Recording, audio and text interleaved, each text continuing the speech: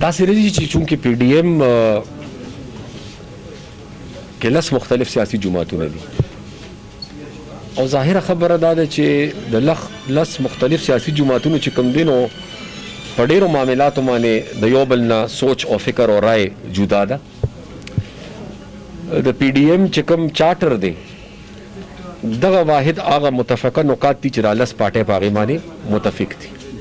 د هغې نه علاوه د هر پارټۍ خپل سیاست دی، خپل سوچ دی، خپل نظریه ده او خپل ترجیحات دي.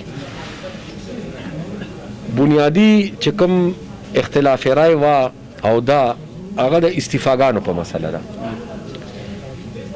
د مسلم لیگ او د مولانا صاحب تجویز دا دی چې پکار دی چې مونږه د لانګ مارچ نه مخکې یا لانګ مارچ سره د اسمبلو نه مستعفي شو. پیپلز پارټي رای جدا ده. پیپلز پارټي دا وایي چې نه، جدوجہد د دې حکومت خلاف اسمبلو کې دننه هم پکار دی او د اسمبلو نه بار هم پکار دی. ځکه د لانګ مارچ فیصله مونږه مؤخر کړه ځکه چې اتفاق نو په دې نقطه باندې.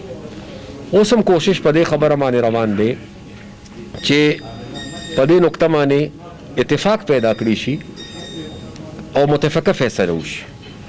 او تر څو پورې چې اتفاق او اتفاق رای نه پیدا شوی نو ظاهره خبره دا ده چې د هغې پورې به یو غیر یقیني صورتحال برقرار وي. اختر نه وروسته د لانګ مارچ کوم دی دا ډن دی ځکه چې صفدر ویلي چې کوم د قربانۍ لوی اختر قربانۍ چې کوم دی په ډیچو کې کوو دغې پورې څومره ده؟ داسې ده چې چونکې په اخري سربراهي اجلاس کې دا فیصله شوې وه چې پیپلز پارټي به د خپل سینټرل ایگزیکټیو کمیټې میټینګ کوي او د هغې نه پس به بیا هغې یو فیصله کوي او موږ به خبرئ. اوس تر څو پورې چې هغې خپل مشاورتي اجلاس کړی نه دی او فیصله یې کړې نه ده نو زما په خیال موږ قبل از وقت یو نتیجې ته نشو رسېدلی.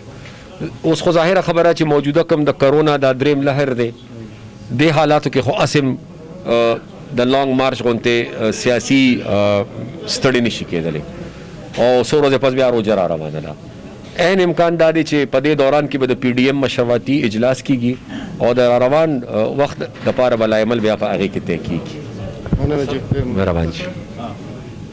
مونږ وینو چې په صوبه کې صرف ستاسو اکټیویټیز په نظر راځي چېرته دی ان پي کې دی نو څنګه چې پي ټي آی ستاسو په وزیراعلی وایي کله نو په هغه وخت کې پي ټي آی ډېره مضبوطه خپل کمپین هر څه به یې کړو.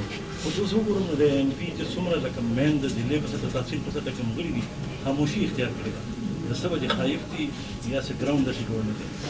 د کوم ځای نه چې تاسو ګورئ کیدای شي تاسو تر هغه ځای نه خاموشه ښکاري او غیر فعال راته ښکاري. کوم ځای نه چې کوم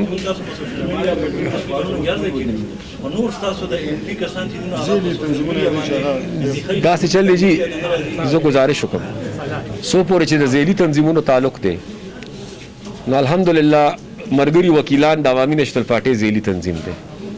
اوس د بار انتخاباتو شو او په ټولو صوبه کې د ټولو نه سیوا سیټونه مرګري وکیلان وګټل. مطلب دا د ان پي د یو ذیلي تنظیم ستړه وه او د هغې کامیابي وه چې وکیلانو صاحبانو په هغې باندې اعتماد وکړ. دا دلته چې زه چېرته حاضر شوی یم دې کې زما کمال نشته. دلته کې زما ملګرو ستړې کړې ده، زما ملګرو خواري کړې ده، زما ملګرو جرګې کړي دي. دی تیار میدان ما ته جوړ کړه زه تیار میدان له راغلم. نو چې کومو ملګرو دا خواري کړې ده دا ستړې کړې ده ظاهره خبره ده چې هغوی فعال دي نو ځکه دا ستړې کوي.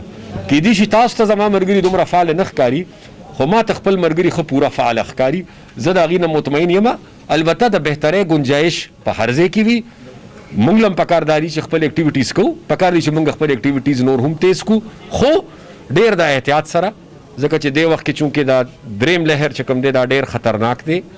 دا یو نوی قسم دی د کرونا، دا ډېر زر لګیا دی خورېږي. زموږ هسپتالونه تقریبا ډک شو. ډېرو هسپتالونو کې دې وخت کې د نورو مریضانو لپاره ګنجایش پاتې نه شو. عام خلکو کې احساس کم دی لہذا دې وخت کې بس سیاسي حرکت او هلې ځلې او رابطې هم کوو خو ورسره به ډېر احتیاط هم کوو او بنیادي طور آګاهي به په خپلو ولس کې پیدا کول غواړي. ٹھیک شو چې دا 2018 کې پی ټی آی هوا وه راتلونکي الیکشن کې د دې هوا د روکتام لپاره ستاسو صلاحیت شته؟ 2018 کې د پی ټی آی هوا نه وه. ما چرم دا خبره نه ده کړې چې 2018 کې د پی ټی آی هوا وه. زه چرم دا نه تسلیموم چې کوم اکثریت پی ټی آی ته دلته حاصل دی دا د پښتونخوا ولس ورکړی دی. زه دا نه ویم چې پی ټی آی به سیټونه نه اغشتل، خو پی ټی آی دومره تعداد کې سیټونه نشو اغشتلی. که تش د انسانانو په ووټ سیټ وې نو د پی ټی آی سیټونو تعداد به کم وې. انسانانو سره چې لخیر الحمدلله د پیریانو ووټ شامل شو نو پی ټی آی ته را دومره لوی تعداد ملاو شو. لہذا هوا نه وه، هوا د پی ټی آی نه وه، هوا د بل چا وه، او مونږ کوشش کوو چې دا بل ځای هوا پې بنده کړو